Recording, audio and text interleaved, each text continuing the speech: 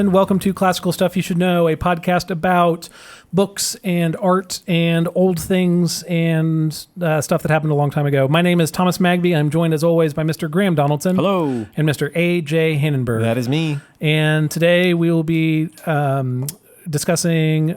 this is actually... Is it self-plagiarism if you're stealing from a paper you wrote, 20 years ago? 20 years ago at this point? Yeah, I'm just going to read my grad thesis for the next I've actually hour heard or so. weird things about that some professors will get mad if you reuse a paper that was yours. It's self-plagiarizing if you don't cite yourself. But that doesn't... You have to cite yourself if it's from another paper. This was a big thing at UT. I remember this. Oh, that's right, because you have given rights over to whoever your publisher is, I guess. This is even if you're not published. If you're reusing a paper, the problem is that you're not doing original work. That's what they would describe the problem as being. So anyway, this is a tangent. Anyway, we are prepared to listen to your 27-page... No, how long was your thesis actually? like 57 pages. Is it actually? Let's read your... So you're going to start reading your 57-page thesis? No, we're not going to read my master's thesis. Okay. But, so we are going to be discussing a book today by C.S. Lewis, one of his last novels, I think maybe his last novel, called Till We Have Faces. And That's it terrifying. is... Yeah. All these characters with no faces. That's right, with no faces. Seriously. It's kind of disturbing. Is it a horror book? It's a horror book. Wow, okay. It's about mirrors. Wow. A room of mirrors. Interesting. No, it's like the book that when people are like, oh, I love C.S. Lewis, and then they talk about the books he's read, and they're like, yeah, you ever read Till We Have Faces? They're like, yeah, that one's... I didn't really get that one. Right. That one's a little weird. For me, that one was That Hideous Strength. Yeah. His space... I've actually never finished his space trilogy. I actually the first one. First one was great. I actually reread That Hideous Strength recently, and I liked it way more second time around. Is that the third one? Yeah. Is Paralandra the second? Paralandra's number 2. What's the first one? The Silent Planet. Out of the Silent Planet. I think as a kid who just absolutely loved Star Wars, and that was my whole frame of reference for sci-fi, going and reading that, I was like, blah. This is not Where are the spaceships? Yeah. Where are the TIE fighters? And now that Star Wars has been absolutely crushed and destroyed. What are you talking about? In this world. Are you talking about, wait, we're talking about the greatest Star Wars movie, Episode 9? I don't understand. Darn it. I didn't even watch it. Is that true? I have not seen the last movie. Can we do a live watching and then record it and put it on Patreon? Sure. Guys, let's do that. If you want me to... Classical Stuff Twitch. I'm okay with Classical Stuff Twitch. Graeme watches The Last Jedi or whatever it's called. That'd be good. What's it called? The Skywalker Rises? I don't know. Yeah, you nailed it. Yeah, we'll do that. The Skywalker stands up. The Skywalker that'd be terrible. Elevates. Yeah, good. Anyway, so Till We Have Faces, it is a weird book. It's weird. And it's one of those books where at the end of it, you're like, something else is going on and I don't know what it was. There's the story, but it seems as if as the story moves forward, there's something that if you haven't grabbed onto, or there's almost like this little interpretive framework that if you don't have, the story ends up becoming just kind of bizarre at the end. So I'm going to give you a little overview of the plot, and then I'm going to give my defense as to what I think Lewis is working out in Till We Have Faces. My thesis for the podcast is that C.S. Lewis is writing, or he's trying to solve some philosophical questions. The book is a story version, a narrative working out of his own view of romanticism. Oh, and okay. And actually his own view of natural theology. Maybe that's a better way to put it, of how God speaks to us through natural means as opposed to revealed means like Scripture. You said or visions. This is your thesis right now. Was this also the topic of your thesis? It was also the topic of my thesis. I wrote that. Let's see, 2008 is not 20 years ago. 12 years ago. Yeah. I mean, So that's, It like kind of rounds depending on how you... I don't know. What do you want from me? Round down. Yeah, exactly. Back in the day. So, and actually someone emailed me from the school saying like, hey, I remember you wrote this. I'm doing a paper on Till We Have Faces. Can I read your thesis again? It was a professor or something. And I was like, yeah, sure. And I sent it to them and I reread it and I hadn't even looked at it since probably 2009. Right. And woof. It's embarrassing. I don't know. Like I always typos and stuff, or what do you mean? No, it's just you read this and you're like, I had like a Chesterton quote at the beginning, and it was just cringy. You know, who hasn't There's probably like a T.S. Eliot excerpt in there at some there it point. Is. That's what I'm talking about. I think I put a chapter break. I reread my college papers and I am just awed at the depth and gravity and like. None of us have anything we regret from our past. Insightful, precising language, and how I never have two theses in one paper that are somehow at odds with each other and confused, and all of my evidence makes sense. And The worst part about doing a podcast Until We Have Faces, and I've listened to a couple of other podcasts Until We Have Faces, is hearing everybody try to pronounce the characters' names. Okay. Because the queen's name is spelled Orual. Oral. Oral? Oral. Orwell. Orwal. Orwell. Narwhal. Ruwal. Orwal. You could just go real barbarian with me, like, Ara. I like that better. Can you do that every time? I'm just going to refer to it as the queen because I don't want to go down. It's like saying rural juror from... Whoa. There's one queen, and that's Beyonce. Okay, thank you. So Yes. if we're going to call her the queen, just call her Queen Beyonce. Bey. Yeah. Oh, even Queen better. Oral. Anyway, so I'm still going to refer to her as the queen. So I'm going to give the story in brief. When the book starts off, the queen is elderly, and she is looking back on her life, and she is the queen of this little city-state kingdom called Gloam, and real cheery place, Yeah, real seriously. cheery place. And so she's been the queen of this place, and she is looking back on her life. She's near death, and she has had a complaint against the gods her whole life. And the story ends up being a retelling of the Cupid Psyche myth.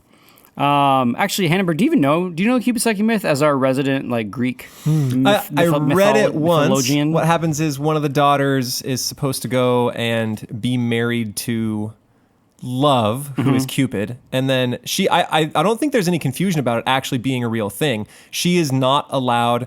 I think what happened is Cupid knows that I think his mom hates this girl, or one of the goddesses hates this girl, and so he's like, you are not allowed to know that it's me. It's just a god that you are with. And then one of her jealous sisters convinces her to disobey his command about never turning on the lights in the bedroom. And she's like, how do you know that you're not sleeping with a monster? He could be terrible and awful, and you don't know what you're spending every night with. It could be a total disastrous thing, and so you've got to figure this out. So she goes, she holds up a lamp, and I think she holds the candle too long, and then the wax drips on him, wakes him up, and then in all his glory, he freaks out. He freaks out, and I think he dissolves the marriage. And then I think she has to do a bunch of stuff to get back in his good graces. That's right. Psyche goes off to, and she is the god. Psyche goes off and has to do these tasks like you got a hill of rice and sand, and you got to separate the rice from the sand, and got to climb some sort of mountain, all these sort of arduous tasks, Herculean-esque tasks. That's stuff that no one can do, but. The ants all help her do the rice. So, she's so lovable that everybody helps her out and helps her finish and things. ultimately she succeeds. She in all those succeeds things. Okay. and then gets to be back with Psyche or with Cupid. I think that's how it works. Something like that. Anyway, that's the Greek myth, and you can read about that in one of them. One of the old books. There has a few versions of it. I forget where I read it. Just it's one of the old. Yeah, I looked up some ancient resource for it. Yeah. You just Google it. Aeschylus or whatever his name is. Sure. Anyway, so wow, You mean the head we're guy? into classical stuff. I mean the head guy of the Iliad? Yeah. Aeschylus and Hector? Oh my word! I heard about a teacher that referred to him as Aeschylus. Aeschylus, ooh, Or Aeschylus, like that guy on Wheel of Fortune. That's rough. That's a first year problem right Aeschylus? there. Aeschylus. Okay. Aeschylus. But, Okay. wait, then there's a Lucius, Apuleius. Apuleius. Yeah, there you go. That's who this says. Oh, that's who. Okay, Yeah. it was Apuleius, not Aeschylus. There you go. Okay, so and then in this story, it turns out this is a retelling of that story. So the queen, when she was young, was a princess, and her father was a terrible person, and he was mean and he was cruel, and he had 2 daughters, and then his wife died, and he went and he married another woman who was quite she was pretty, but she was sort of weak and sickly, and they had a daughter who's named Istra, but everybody refers to as Psyche. And this daughter is beautiful, gorgeous, and not just beautiful, she's very pretty to look at, but there's just something about her presence of just personified innocence and majesty and beauty and all of the things that would bring a tear to an old man's eye, right? Psyche is this sort of embodiment of youthful beauty and innocence. Everybody who sees her is just put at ease and is brought back to happier times in their life. And being in the presence of Psyche is just, it's just like a satisfying, enjoyable time. She's she's a peach. Anyway. Sorry, this is in the original story, or this is in Till We Have Faces? This is the Till We Have Faces story. So then does the queen, who at this point is not a queen, does she get along with this? Yes, so queen, she is quite a bit older, and the queen loves her sister. Good. Loves her and is quite protective of her. And there's another sister who we're not even going to talk about. I mean, in the novel, she plays a role, but it's sort of a minor one, who's sort of more jealous and just cares about like dresses and boys and that kind of stuff. But anyway, so the Queen Oral, the princess at this time, she loves her sister and she's very protective of her because basically everybody kind of wants a piece of Psyche. Right. Not in any sort of malicious way. It's just everybody wants her around. She has this sort of majestic presence that everybody wants to be a part of. Anyway, as it goes on, Psyche's majestic presence begins to...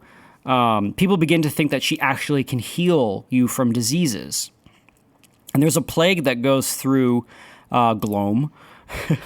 and the townspeople are like, bring us Psyche. We want to see Psyche. Psyche can save us. Psyche can heal us. And Psyche doesn't think that she can, and she's a little hesitant, but she also wants to bring sort of peace and happiness to the villagers. So she agrees to do it. And the dad's like, I want my daughter parading around out with all these dirty, rabble.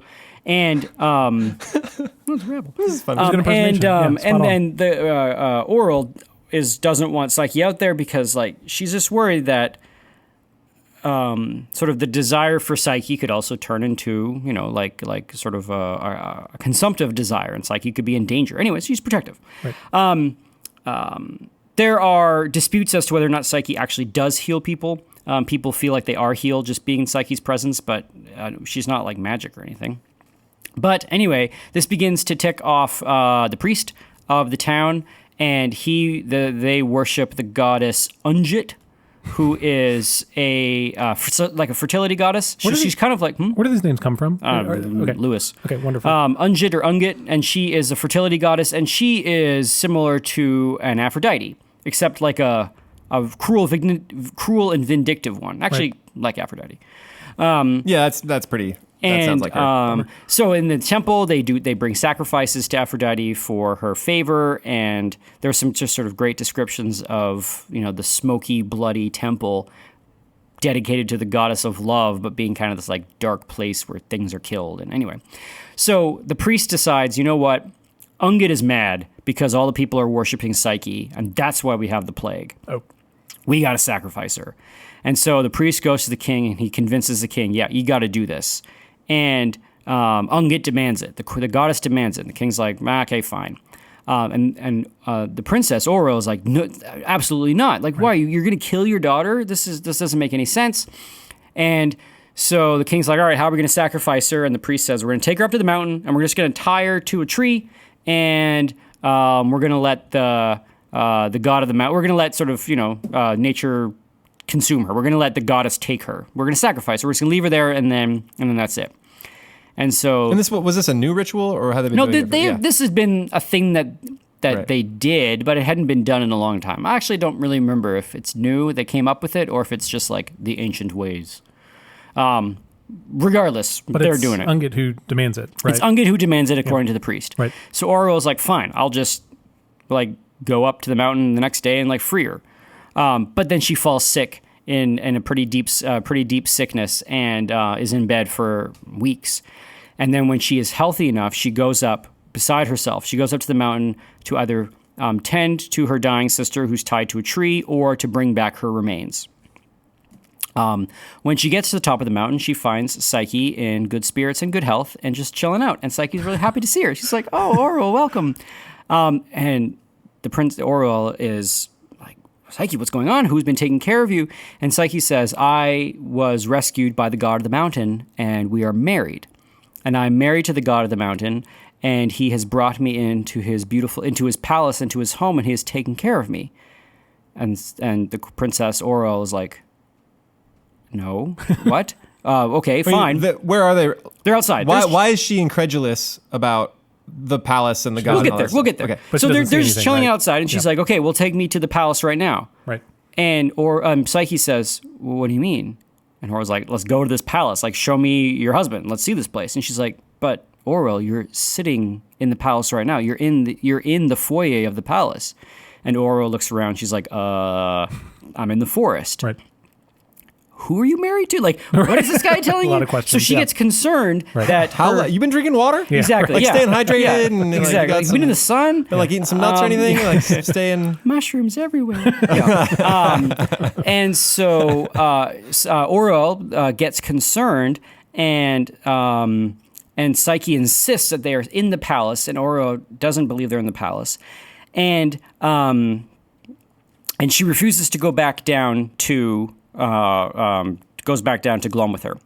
Aurel leaves, sort of frustrated, and she decides that she's going to come back and try to convince Psyche to go home. And this time, she is going to, no matter what, she's going to do it. And so, one thing I've forgotten, similar to the story, Psyche has said, I have not seen the face of my beloved. He comes in the night, and he's forbidden me to look at him. And Aurel was like, yeah, red flag, girl. Maybe it's a bandit, or maybe it's some sort of monster, or maybe you're crazy and you're living in a cave and you think it's a palace. And Psyche seems pretty adamant that that's not the case.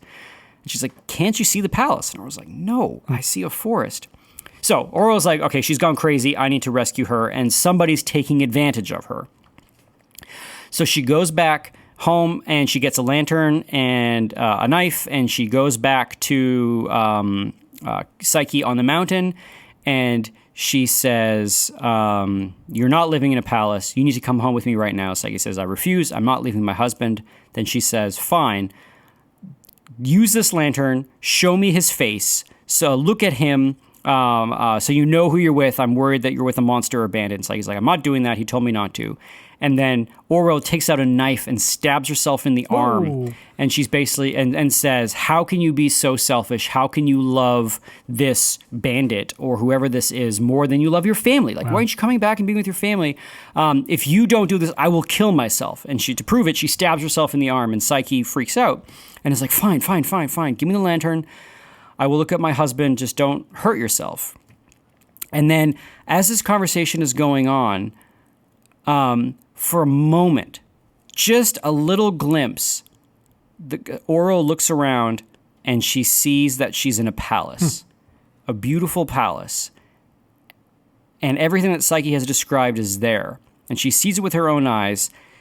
And then the palace disappears and she's back in the forest, and she was like, what is happening? But she doesn't want to believe it because... Was it in the middle of a storm? Like, wasn't it storming and there was a thunder flash and she thought she saw it or something? Well, she thought she was in it. Yeah, so she doesn't, she's like, are my eyes playing tricks on me? Am I going crazy? It's nighttime. And she also doesn't want to believe that this is true because Psyche is now with someone that she loves and is not coming home. Right. Yeah. And so Aurel sort of sits by the water and waits, and Psyche goes off with a lantern, and then she hears a terrible cry. There's some commotion and a cry, and she hears what sounds like Psyche sobbing and crying. And then Aurel has a vision. The god of the mountain appears to her and says that Psyche has been banished, and she is sort of doomed to walk the earth, and she is going to be set upon by powers greater than me, says the god of the mountain. And that's assuming to be the god of the mountain's mother, who is Ungit. Okay. Mm-hmm. And then Aurel's like, what? Crap. Right. Holy crap. And then the god of the mountain continues to speak, and he says something very cryptic to Aurel. And he says, you too shall be Psyche. Not like Psyche, you too shall be. be. You too shall be Psyche. Is what he says. And Aurel takes this to be a curse, that she too is going to walk the earth and have no home, and the gods will be against her, and she is going to be accursed. And love has fled her, just as love has now fled Psyche. And Aurel's, the gods have cursed her. And so she builds up this little hatred for the gods in her heart. Why did they first demand Psyche for her death? Why did then they take Psyche for themselves as a wife? And then why have they now banished Psyche from their presence? That one's pretty easy. It's like they banished Psyche from your presence because of the queen's actions. Right, but anyway, exactly. Whatever. Well, and they couldn't say goodbye, right? Psyche just sort of wandered off. Yes. There was no goodbye moment. It was just Thunder flash happened, voice came, and then she saw Psyche wandering off by herself crying. Sobbing. And then, so Aurora, yes. And Aurora also has some hard-heartedness towards Psyche, saying, like, why did she... Okay, fine, you got banished from the gods, well, screw them. Come live with me, home, right? and we'll, like, Thelma and Louise this thing, right? Like, we don't need anybody. You know what I mean? Yeah, I do. Yeah, okay. Yeah. So, but that doesn't happen. All of our students are like, what are you talking about? Google it. All right. So, and then the queen goes back, and then the story just goes to the queen's, Aurora's life. As her father dies and she becomes queen.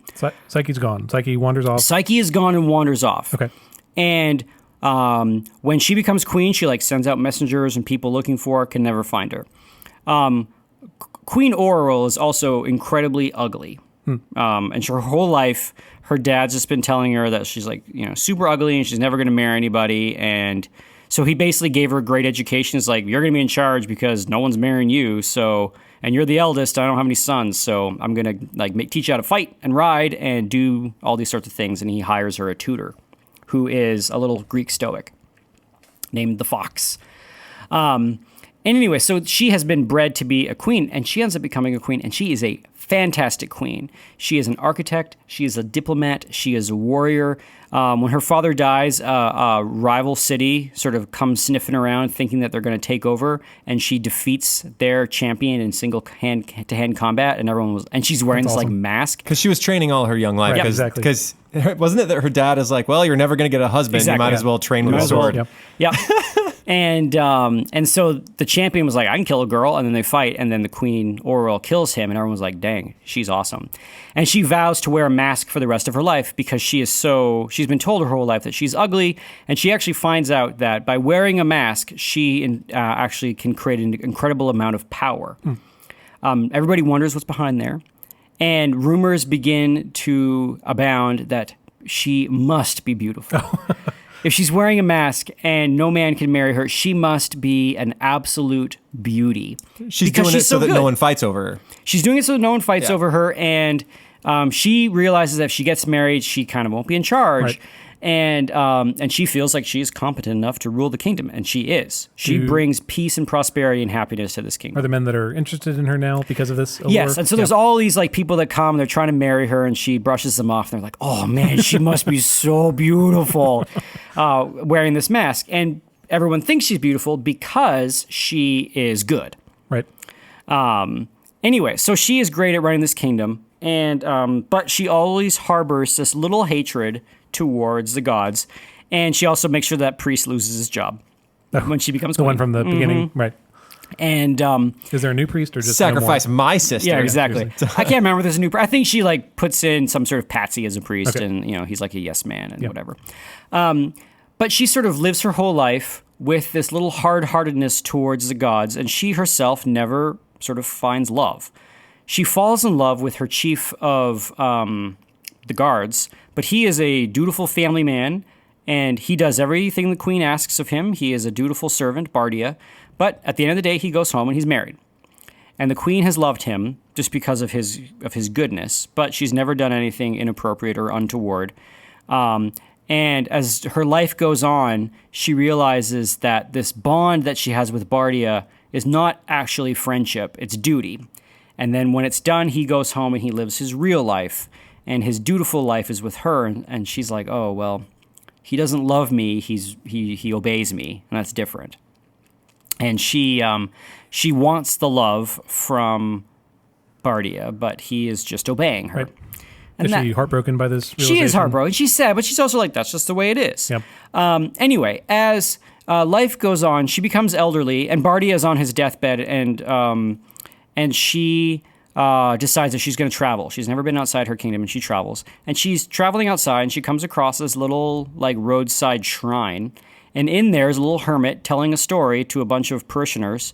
And it's the story of Cupid and Psyche, the story of her sister. And he's telling it all wrong. He sort of inherited the story of this beautiful girl who married the husband, and a wicked sister was jealous and was like... And she's like, I'm not a wicked sister. No, Psyche was, tricked by the gods, and the gods are cruel. And so she decides that she's going to write down the what actually happened, and that's Till We Have Faces. And so she sort of concludes the Till We Have Faces with sort of the gods are jerks, and they let's see if I can even find the passage. I didn't mark up this book, but I'm sure I won't be able to find it in a good So at the end of her story, she says, I say, therefore, that there is no creature, toad, scorpion, or serpent, so noxious to man as the gods. Let them answer my charge if they can. It may well be that, instead of answering, they'll strike me mad or leprous or turn me into a beast, bird, or tree.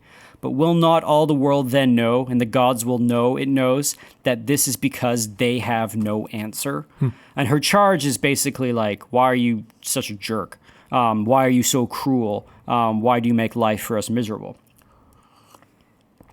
So then she decides to end her story there.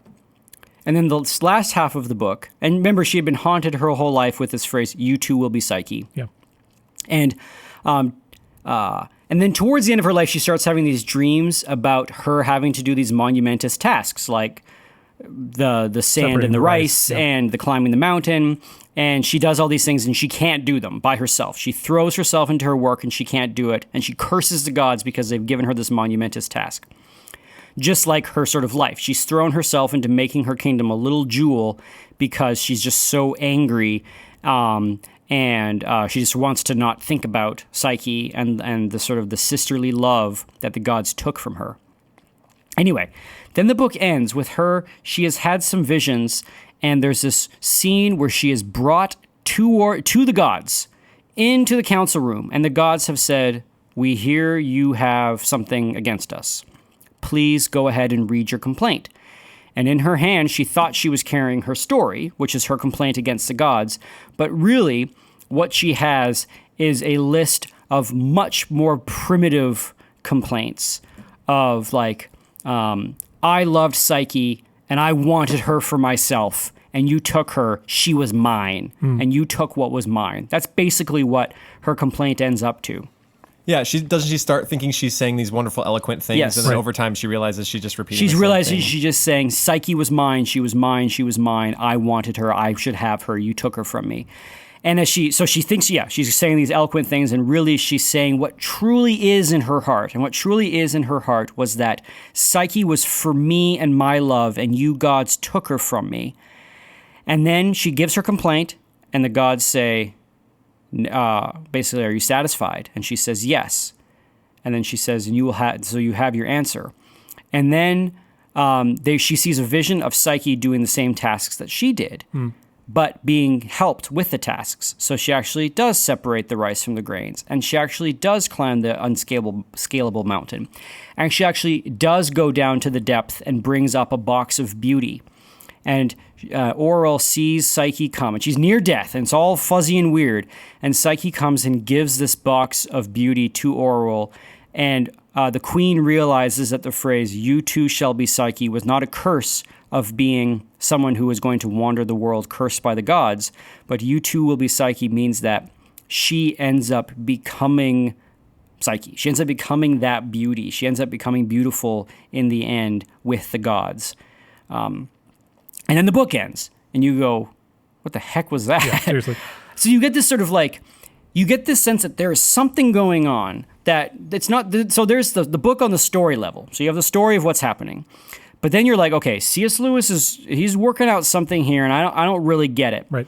And I loved this book when I read it for that reason. I was like, there's something going on. I never really understood it. I think I read it for the first time in high school, and I was like, that was weird. And then, so I remember a professor at the University of Toronto, my poetry professor, her name was Dr. Rabbit Hands. Whoa. Say that again? Sorry, not Rabbit Hands, but Rabbit Hands. This is definitely. You're saying the same words. Yeah, exactly. No, as a like think Rabatins, but pronounced Rabbit Hands. Yeah, sure. So Rabbit Hands. Rabbit Dr. Hands. Rabbit- Anyway, yeah, poor Professor Rabbit Hands. Don't listen. Of course, you're not listening. Was she lucky? Because she had rabbit hands. Maybe no, but she was a great poetry Rabbit professor, feet? and I remember she gave me some advice, or gave the class advice. Like she didn't give me advice. Gave the class advice on how to read a poem. Is you're looking for like a little hole in the armor of a story, so that you can understand the poem from the inside. I know I've talked about this on the podcast before. So you're looking for some little fissure that will get you on the inside, and then you can understand the story from the inside. And oftentimes those little fissures or those little holes are metaphors, or the author themselves give interpretive framework to understanding the story. And we sort of talked about this when we were talking about can we interpret like the sword of Beowulf as human technology? Remember that conversation? That's so good. Come on, guys. And we said no, because the author doesn't give you license to do that. Correct. I truly believe that the author does give you license to interpret the story with... I'm just thinking about that argument. Yeah. Swords as new technology to the Vikings. Yeah. It's like a laptop. Don't worry about it. They totally knew. So the question is, what's going on? Okay, and so my thought on this is that C.S. Lewis is talking about the human's relationship to the divine in nature. Okay. And so to kind of sort of spoil the ending on this talk, so Psyche, so the Queen Oriole is like us. The Queen Oriole is a person who lives in the world and experiences a regular, ordinary life. Yep. Psyche is this experience of beauty that exists in this world that when you encounter it, you say, yes, that is what my heart has wanted. If only I could be with Psyche for the rest of my days, I would be happy. And then Psyche is taken away from you. That feeling or that person, that thing flees away, and you are left aching and longing for that thing. And then C.S. Lewis says, and sort of you can make a decision. You can curse the fact that Psyche was taken, or you can say, what is it about Psyche that I wanted? Oh, okay. So C.S. Lewis talks about this. So this is his view of romanticism, and this is the criticism he has of romanticism when he calls romanticism a spilled religion. And we talk a little bit about this on an old podcast on, I can't remember, it's called Romanticism, it's called Deep Joy, whatever the podcast is. So we talked about this. But his philosophy on this is that human beings in their life have moments of transcendental beauty, and they just hit you. You have a moment where time seems to stop, and you have this sort of deep, profound moment of beauty. And this is what the romantic poets are writing about. And Lewis talks about this in Surprised by Joy, in his autobiography. He talks about these moments of beauty and how they sort of shaped his career. Getting a little toy garden, hearing some poetry read.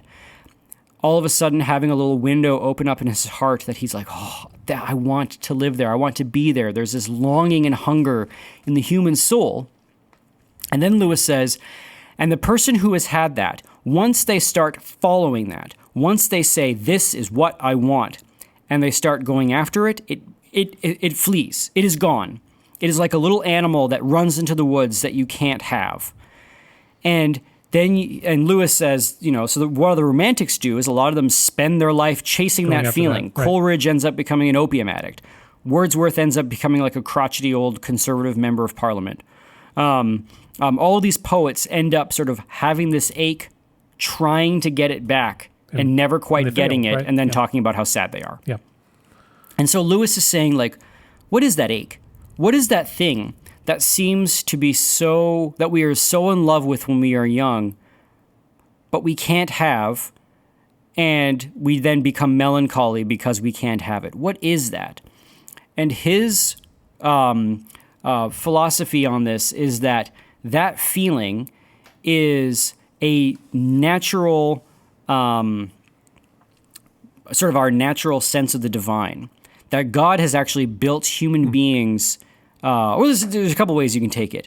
It's either like a memory of heaven, or like, or the for a moment,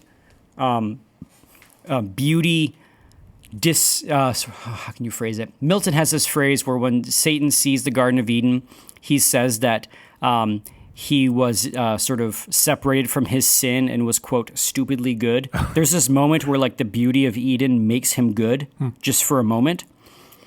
Makes him remember his goodness. And so Lewis says maybe that's what's going on, that when you encounter a moment of beauty, all of the fallen nature of your heart kind of gets put on the back burner just for a second, and you remember what it was like to be the way God intended you to be created, and you're like, yeah, that's how I want to live. and then sort of fallen nature comes running back, and you're like living in the regular fallen world again. Yep. Or that God has created nature in such a way that he gives these little moments, almost as little moments to ignite your heart so that you will remember, I am longing for something, and it will set you off on the path to looking for it. And C.S. Lewis says, like the honest heart, if they experience beauty and say, this is what my heart wants, and they follow that honestly, both with their feelings and with their intellect, will come to the throne of God. And so I think Lewis's criticism of romanticism is that they followed their hearts, but they didn't follow their intellect. And so when they followed their hearts, they just sort of like tried to create the feeling out of poetry or out of experiences. And this is why all the, like, as romanticism went on, you have all these like, well, it's almost like you get the Dorian Gray stuff, right, Hannenberg? Remember how Dorian Gray is trying to like fill his life with beautiful things? Yeah. That kind of thing. As sort of this romantic pursuit separated from the intellect goes on, you try to fill it with beauty, and that doesn't work, and you actually end up becoming sort of quite vicious because of it. Or you don't follow your heart and you stay locked in your head, and you sort of like say, that was just youthful fancy.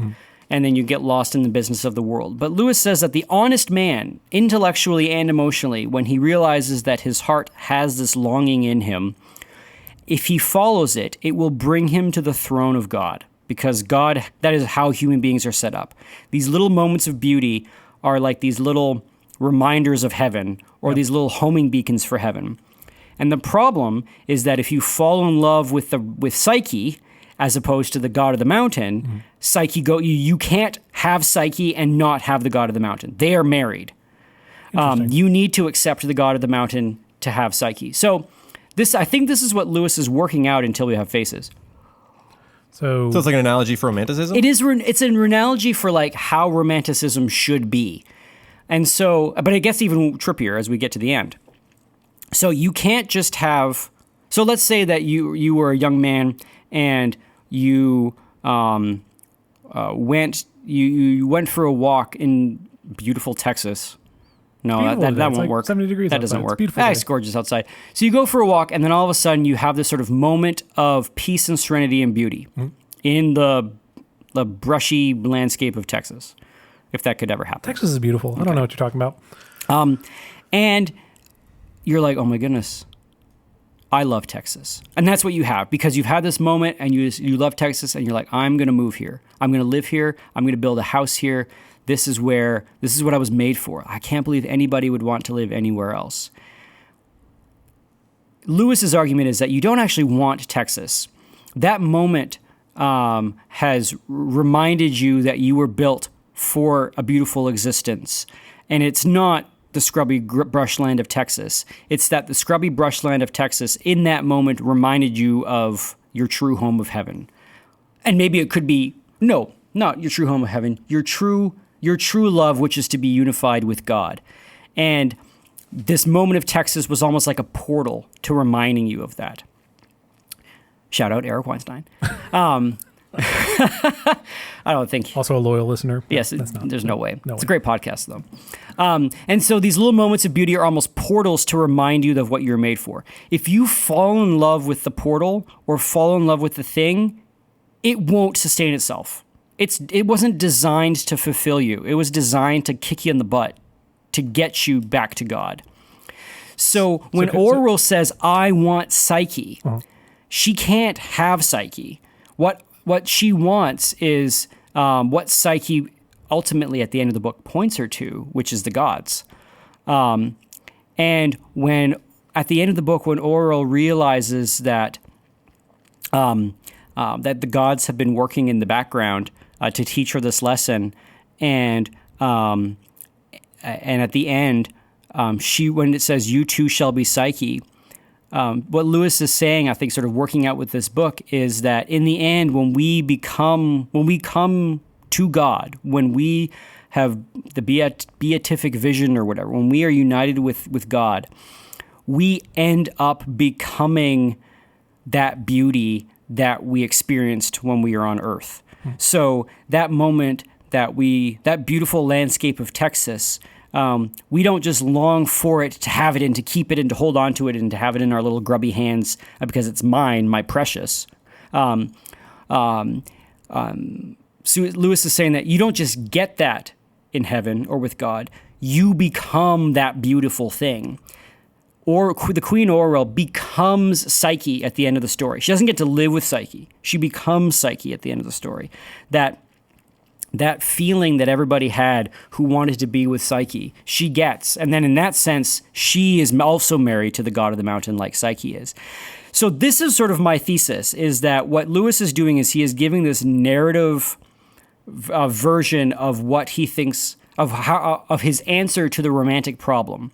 And the romantic problem is there are these feelings of deep, moving beauty in the world that don't seem to fulfill us. Now I'm sad. That's the romantic problem. That's all romanticism is, that you have, sort of melancholy romantics who once felt it and now they don't anymore. And Lewis has an answer to what you're supposed to do instead. And Lewis's answer, what you're supposed to do instead is, well, you can't just follow your heart and you can't just follow your head. You actually have to be honest and follow both of them and say, okay, if there's nothing on this earth that satisfies me, but I have a hunger, that I must be made for something beyond this earth. And that's a very sort of famous Lewis quote, right?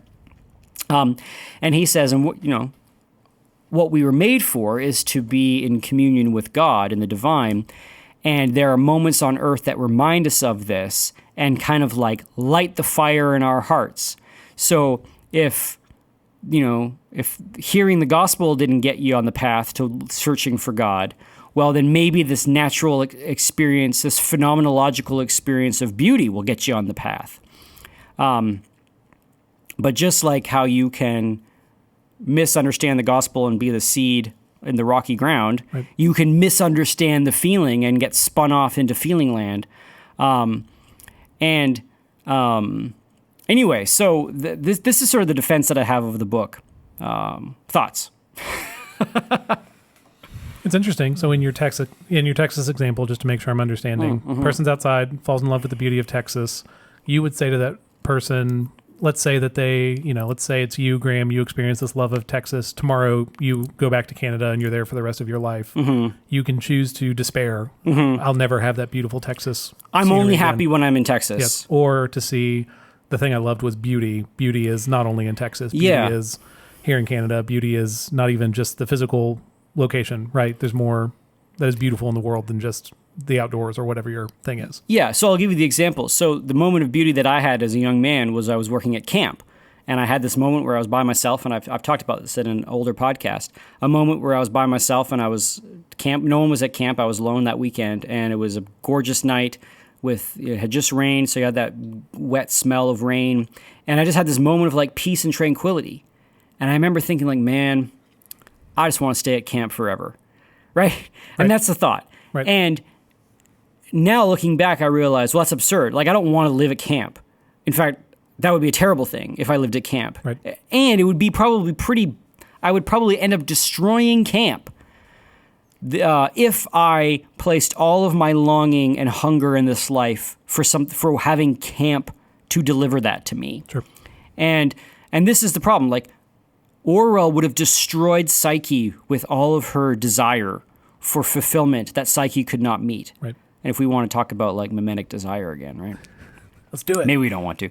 And then this sort of translates to other people, right? Like Romeo and Juliet, I'm teaching that in 10th grade. Like, they can't fulfill each other's deep desires by being in love. Another human being cannot fill up all of that like existential desire that we have for unification with God. They can't. And when we try to do that, we end up destroying people. I also think this is what adrenaline junkies are doing, or people that just love music festivals. Right. Because like you have this moment, you're at the music festival. Because frankly, they're awful. Music festivals are pretty terrible. Yes. But you have that moment where the crowd is there and everybody's like jumping up and down, and you have this moment you're like, I don't want to be anywhere else. This is what humans are made for, right? People have that moment in like an ecstatic crowd, and then they say, this is what I want. And then you have these people who literally like dedicate their life just to going to music festivals, chasing that feeling. Right. a lot of the chasing of the feeling is something that was beautiful and good in childhood, and it's now become perverted and wicked in adulthood because we've placed all of our life's hope on it. And when it doesn't fulfill, we get mad, we get angry, we get destructive. And this is what the gods saved Psyche from. The queen would have destroyed her with all of her longings. She would have kept her locked to herself in a little tower. Psyche's all mine. No one can have her. I'm never going to let all the riffraff ruin, destroy my sister again. And so then the whole book ends up being this weird metaphor that we end up being embodied by or embodying that desire that we had. We will be Psyche. Yeah. We end the thing that we longed for, we get, and we become, and we're married to the god of the mountain. So anyway, that was the thesis. That was what my grad thesis was. So the queen's original problem wasn't just that Psyche was out in the field. It's that she was not married to the god of the mountain. There's a jealousy angle. So the queen's problem was that she thought her love. So she's loved Psyche, and she said, "Well, my love for my sister is the strongest thing in my life." Right. What is stronger than your love for family? And someone is trying to take my sister away, and they succeed. I am justified in my rage against God, who took away my sister. Lewis has the same interaction with in The Great Divorce, where there's a mother who is so angry that God took away her son, and she has such a possessive love for her son, and she's like, well, I'm a mother. This is what mothers do. My son is everything to me. And she has such this smothering protective love of the son that has brought her to hell because she refuses to love anything else except her child. And later on, the angel, or George MacDonald says to the C.S. Lewis, God actually killed her son to get the son away from that mother to save him. Wow. Now, whether or not God does that, I have no idea. But Lewis's point is that there is something that feels like ultimate love that isn't. Sure. That can go real bad. And that is the possessive love that one can have for family or for your beloved, your lover, thinking that this person is the fulfillment of your heart when they're not. Sure. And so the great mercy for Oro at the end is not that she spins off into bitter anger and madness and rage at the gods, but she gets to give her petition to the gods. The gods do not answer her, she's satisfied. And then she's given the gift of becoming Psyche. Yeah. That very thing that she longed for, she is. Once she's when she dies and is united with the gods. Anyway, so it's a little woo-woo. It is. Again, I remember first time going through this having literally no idea what's happening in the entire. It's because it's split, part 1, part 2, yes. And the whole second part, it spins off the rails really quick. Yes, and also because she's near death, and so it's sort of vision and it's sort of fever dreamy, yes. And that is my best attempt at giving some sort of interpretive structural framework for Till We Have Faces. That's anyway. Sandberg, you took notes, which is terrifying. That's what's making me nervous. Oh, I was actually just taking things I wanted to address when my episode comes up. Oh, well then. No, it was just this is actually a really funny segue into what I'm going to talk about next episode, absurdism, because absurdism takes the opposite tack on a lot of these questions. I was wondering... Purgatory, which will be the episode after, is another tact. All three of these will be very related to each other. Yeah. I was wondering if you had any comment on... I always saw this story as more about self-deception than misplaced loves. As soon as she loses her sister, or shortly thereafter, she puts on a mask that she wears her entire life. And that mask is that lie that the gods have wronged her, when really she has wronged her sister, right? Mm-hmm. She made her sister do something silly because she wanted her sister for herself. And so the rest of the time, she has this vendetta out against the gods, and she wants all these loves, and there's this really touching moment where she thinks that, remember what's his name? Bardia. She goes and visits him, and she actually talks to his wife, and his wife says, "Are you kidding me that you think I have had the best of him? You've had the best of him. He spends he spends everything good in him for you, and then I get what's left when he comes home. You sucked him dry is basically what she says. you have sucked his love out of him. And I guess it makes sense that she's trying to get love somewhere else, but there's this self-deception where she thinks she has been wronged and she thinks she has been abandoned and she thinks all these things are going against her when in truth she has wronged all these people. And then so what the title of the book, Till We Have Faces, is that we cannot come face to the face with the gods until we actually have our own face and truthfully see what is in our own hearts. And at the very last moment where she has this long list of grievances that she's going to read to the gods, and then it turns out to just be like her own petty desires. You took my sister from me. This you is punks, mine. you punks. And then they're like, "Are you satisfied now?" Like it's your problem, not our problem. And so I always thought it was a self-deception thing. Can you comment on that? Yeah, at all? no, I think that's good. I think I don't think those are incompatible. I think yeah, and that's what I'm saying. It might be a sub theme. Yeah, but or it's that maybe this is Lewis's point when he says this is the era of the romantics. The romantics are not honest with themselves when they go off chasing other pleasures, or they feel like the world has stole something from exactly. them, They feel or it's broken. Yes, that's right. That's the dishonesty. That's the dishonesty that it's the world hasn't actually stolen anything from the world hasn't stolen from it. It was like God is doing everything he can to try to get you to realize that you are for him, not only in revealed theology and the work of the church, but also in these moments of beauty in the world. So, how much more do you need, kids, right? Right. And so I think that, yeah, definitely that her, the queen's own self-deception, she doesn't realize what she wants. She doesn't realize that she doesn't realize that her desires are driving her to do destructive things to other people, that she's sucking Bardia dry and he's a good man and he is doing his duty. So you brought up the tragedian. She's burying herself in her work, that kind of thing. You brought up the tragedian, right? The tragedian from I don't think so. The Great Divorce? Wasn't that what you're talking about? The woman and her son? Yeah, the woman and her son, yeah. That's from The Great Divorce, isn't it? Mm-hmm. Yeah. Is that different than the tragedian? I thought it was the tragedian. I don't remember which one's I don't know what the tragedian means. It's a woman and she's like yelling at her son and she has this young thing chained up next to her that is speaking for her, all this tragic stuff. Yeah. And then as it speaks, it grows larger and she shrinks. And Yes. It like consumes her. That's the same encounter, isn't it? And the angel says, like, I can take you to your son. He's in heaven with God and you can come see him. And she's like, well, good, because I'm going to take him and I'm going to go back home. They're like, no, you can't do that. Yeah, I think that's that scene. She is blaming him, like, why would you leave me? Yes. I've done everything for you. Mm-hmm. We should do Great Divorce as a yeah, we should. podcast.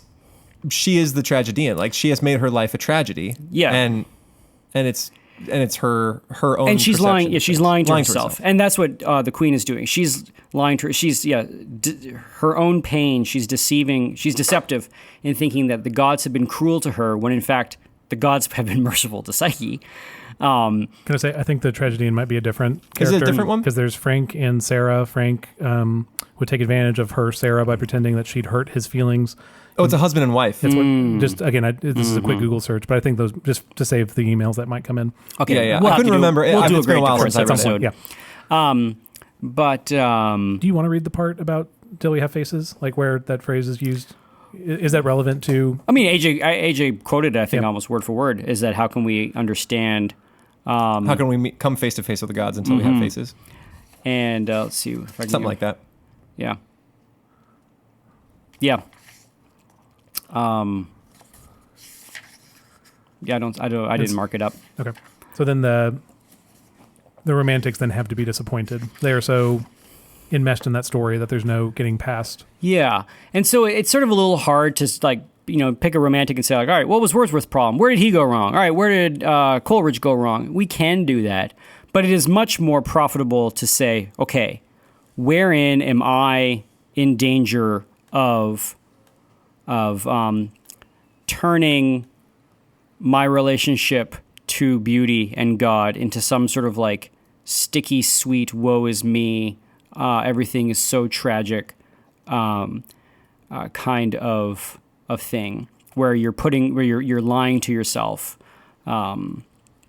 Because there is something incredibly seductive about wallowing in this romantic sadness. Yeah. Yeah. Is that the takeaway then?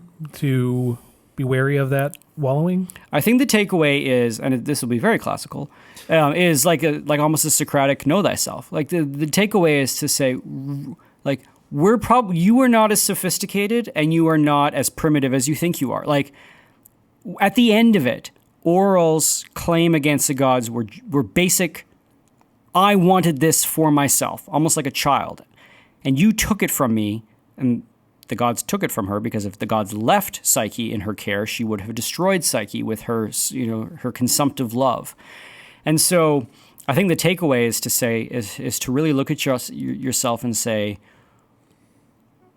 human beings are bundled. We are desiring people. We love. This is sort of the Jamie Smith "You Are What You Love" book idea, that we are things that desire, things that love. And that is a powerful force that can be very destructive. And in fact, many of the miseries that we may have in our own lives are because we think we are either wronged or grieved or just like doing our best to search after the good, but in reality, like we're just hoping that we're mad at because God doesn't give us what we want. So. My takeaway, what I liked about Till We Have Faces, is that almost that sort of almost painful act of inner self-reflection to say, like, what do I blame God for? Yeah, sure. Do you guys want to hear? I pulled up the quote. Yeah. Sure. The Control F function on a PDF is pretty handy. So she makes her complaint, and then the gods say, "Are you answered?" And she goes, "Yes." New chapter. The complaint was the answer. To have heard myself making it was to be answered. Mm-hmm. Lightly men talk of saying what they mean. Often when he was teaching me to write in Greek, the fox, who was her childhood tutor, would say, "Child, to say the very thing you really mean, the whole of it, nothing more or less or other than what you really mean, that's the whole art and joy of words." A glib saying. When the time comes to you at which you will be forced at last to utter the speech which has lain in the center of your soul for years, which you have all that time, idiot-like, been saying over and over, you'll not talk about joy of words. I saw well why the gods do not speak to us openly, nor let us answer. Till that word can be dug out of us, why should they hear the babble that we think we mean? How can they meet us face to face till we have faces? This reminds me of, in the book of Revelation, when you are given a stone with your new name on it, that happens at the end of history, the end of everything, the unveiling, the apocalypse, the revealing of what is actually true. This kind of reminds me of that. It's like we all have this complaint, or we all have this true face that we can mask up in our lives.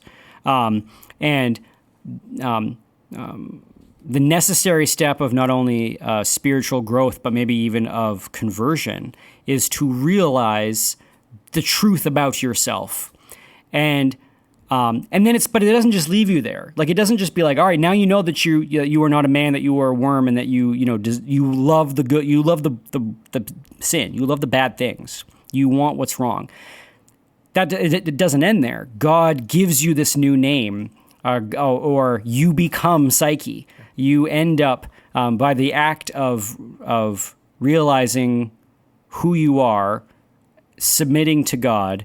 He doesn't just dust you off and say, "All right, well, get back there and try to do better." You are transformed into being Psyche, and so to me that's sort of that Orwell sort of converts. That's what this book ends up being. Anyway, so that's now. I would so people would be like, "Oh man, I want to read that thesis." You do not want to read that thesis. Do not email me asking me for it. I will not send it. It is embarrassing bad. Maybe enough if you do. No. Post that on Patreon. Can I read it? You cannot. No one can. Let's just have this be like my attempt at making it a little bit better. It'll be the first thing we stream on Twitch. Ooh, It'll be a us live reading wow. of. Anyway, every paragraph, AJ and I will comment on what we thought of the previous paragraph. Yeah, so it'll be like a 4-hour takedown. Perfect. So this was referenced earlier, but it ties in well with what Graeme was talking about. The episode he mentioned about deep joy and romanticism is literally called "The Deep Joy of Romanticism," episode 32. So please check that out in the backlog. We didn't call it something funny. Fart, the deep joy of romanticism, ha ha ha, lol, and then episode 32.